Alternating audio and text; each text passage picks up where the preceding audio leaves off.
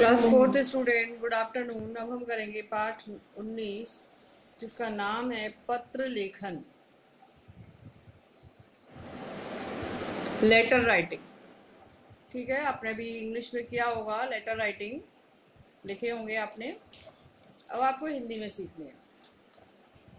पत्र संदेश भेजने का लिखित माध्यम होता है।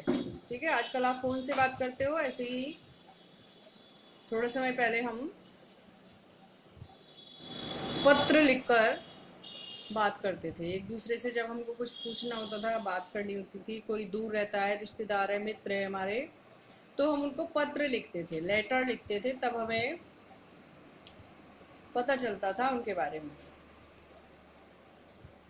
पत्र द्वारा हम दूर बैठे मित्रों और रिश्तेदारों को अपना संदेश भेज सकते हैं। पत्रों द्वारा हम अधिकारियों, प्रधानाचार्य आदि को अपनी कोई प्रार्थना भी भेज सकते हैं। जैसे आप एप्लीकेशन देते हो जब आप छुट्टी पर होते हो, कहीं जाते हो, शादी में, ब्याह में, या बीमार हो जाते हो, तो आप प्रधानाचार्य को, एक प्रिंसिपल मैम को एप्लीकेशन भिजवाते हो, उसको हम प्रार्थना पत्र कहते हैं। पत्र के प्रकार। पत्र मुख्य रूप से दो प्रकार के होते हैं, औपचारिक पत्र और अनौपचारिक पत्र। औपचारिक पत्र क्या है? Formal letter.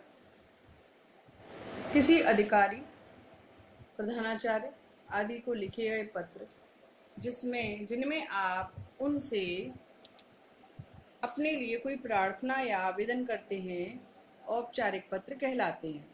जैसे आप बीमार हैं या आप कहीं गए हुए हैं, तो आपने जो प्रार्थना पत्र अपनी प्रिंसिपल मैम को दिया, वो क्या कहलाता है? औपचारिक पत्र। ठीक है। दूसरे नंबर पे आता है अनौपचारिक पत्र, इनफॉर्मल लेटर।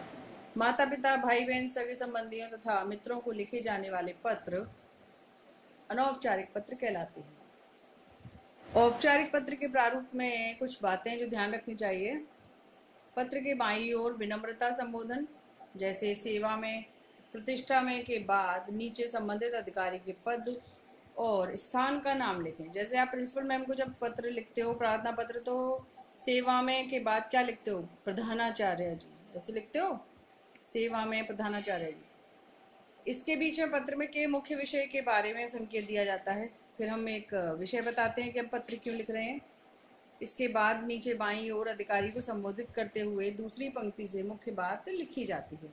जैसे हम प्रिंसिपल मैम को रिस्पेक्टेड मैम लिखते हैं, ऐसे ही हिंदी में लिखते हैं आदरणीय प्रधानाचार्य। ठीक है, उसके बाद हम अपना पत्र लिखना शुरू करते हैं। अंत में पत्र के बाईं ओर अपना नाम, पता तथा दिनांक यानी कि तारीख स्पष्ट शब्दों में लिखा जाता है। इसका देखो, ये कुछ आपको बता रखा है। प्रारूप मीन्स इसका एक उदाहरण दे रखा है। संबोधन, पद, स्थान, विषय क्या है आप जिसके बारे में पत्र लिख रहे हो। यदि हम किसी पुरुष को यानी कि मेल उसको लिख रहे हैं पत्र, तो महोदय लिखेंगे या मान्यवर लिखेंगे। और यदि हम प्रिंसिपल मैम या किसी महिला को पत्र लिख रहे हैं तो महोदया लिखेंगे। ठीक है। नीचे देखिए नाम और पता लिखते हैं और तारीख डालते हैं।